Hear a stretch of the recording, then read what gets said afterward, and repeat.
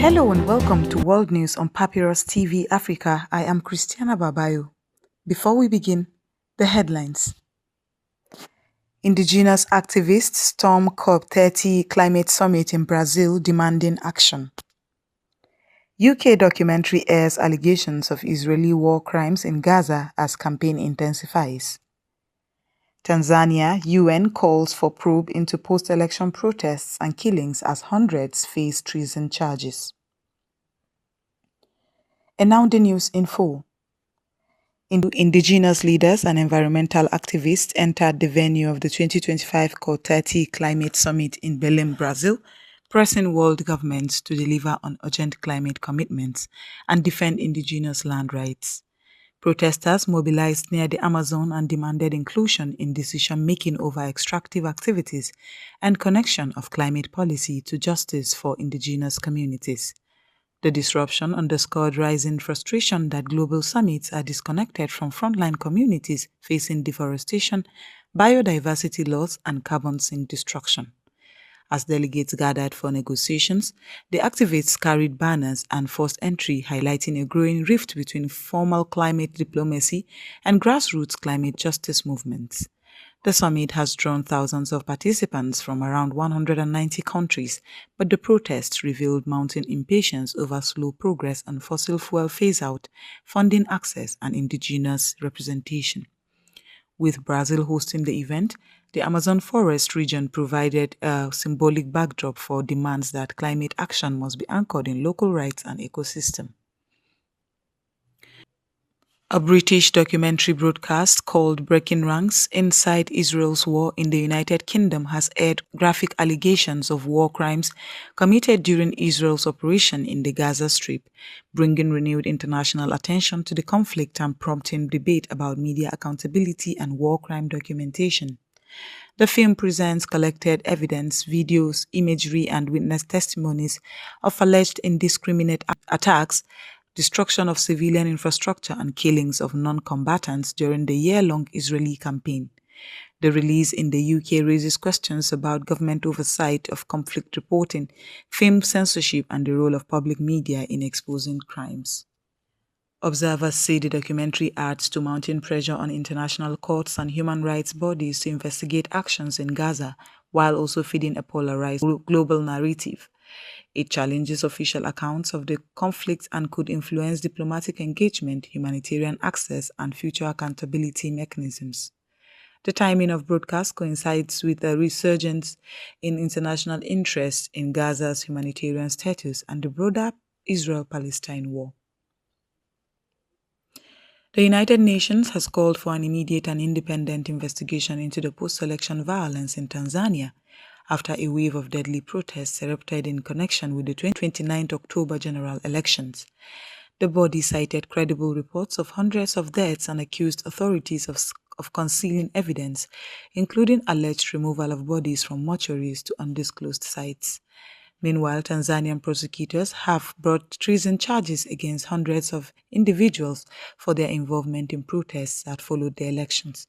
Crackdowns intensified as the government pursued suspects amid accusations that two opposition leaders were barred from contesting. Reports of an internet blackout, mass protests, and alleged extrajudicial actions have drawn international condemnation and raised concerns about governance, civil rights, and electoral fairness. Rights groups are monitoring developments closely while Tanzania's new parliament, dominated by the ruling party, begins its session under heightened security. Ethiopia has been selected to host the 2027 United Nations Climate Change Conference, marking a significant diplomatic achievement for the East African nation. Hosting the upcoming summit in Addis Ababa signals a shift in global climate governance towards the Global South, aligning with calls for greater inclusion of developing nations in climate leadership. Ethiopia's selection follows a competitive bid process and highlights its regional role in environmental policy and its ambition to bolster green infrastructure and energy transition. The decision is interpreted as a recognition of Africa's growing voice in climate diplomacy and may leverage resources and international partnerships for sustainable development across the continent. Preparatory work is expected to begin early, with Ethiopia coordinating with UN bodies to host delegates, negotiate agendas, and elevate Africa's priorities in carbon finance, adaptation, funding, and renewable energy deployment. We will now go on a short break, and when we come back, the news will continue. Stay tuned. The Papyrus Global, we don't just cover events, we create cinematic experiences. From red carpets to birthdays, gala dinners, and your fairy tale weddings, we bring your moments to life with high-tech precision. Our gadgets are smarter, our lenses sharper, and our team simply world-class. Trust the Papyrus Global to tell your story in the boldest, brightest way possible.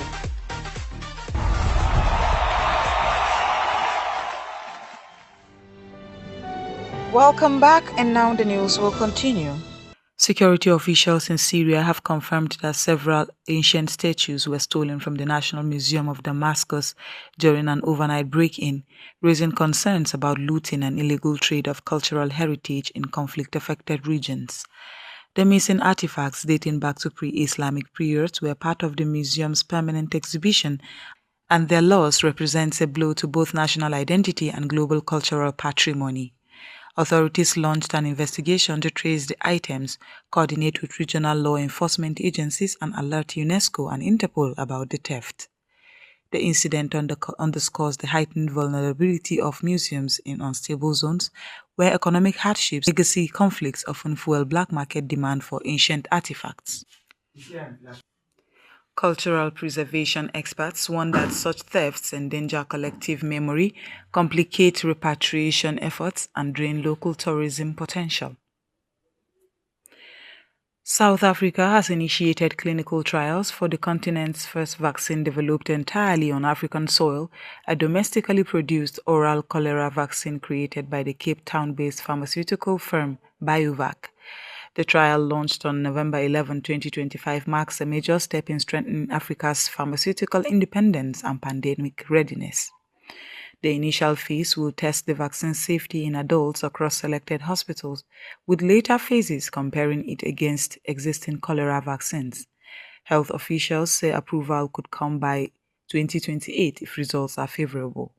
The government views the initiative as critical, given recent outbreaks in neighboring countries and Africa's dependence on imported vaccines during the COVID-19 pandemic. Experts believe local production will enhance response capacity, shorten supply chain delays, and build regional manufacturing hubs. The trial participants and technical teams emphasize that this development signals a long-term strategy for health sovereignty beyond the current cholera threat.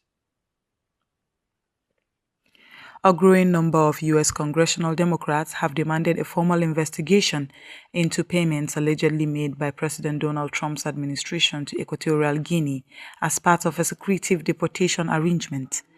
Reports from Washington suggest that millions of dollars were transferred to the small Central African nation in exchange for its willingness to receive hundreds of African migrants deported from the United States, many of whom had no prior links to the country. Lawmakers on Capitol Hill are pressing the Department of Homeland Security and the State Department to provide transparency on the deal, which they say bypassed congressional oversight and raises concerns about human rights compliance. Preliminary findings indicate that some deportees were sent to detention centers upon arrival, sparking outrage among humanitarian organizations and United Nations refugee agencies, which has called for immediate clarification on legality of the transfers. Analysts note that the alleged payments reflect the Trump administration's increasingly transactional approach to migration control, expanding its deportation reach to countries with little prior diplomatic engagement with Washington. The revelation could ignite renewed debate over the moral and legal boundaries of the U.S. deportation system, especially as the administration faces scrutiny for its handling of immigration across Africa and Latin America. And that's all we have on World News on the Papyrus TV Africa. I am Christiana Babayo. Thanks for joining us.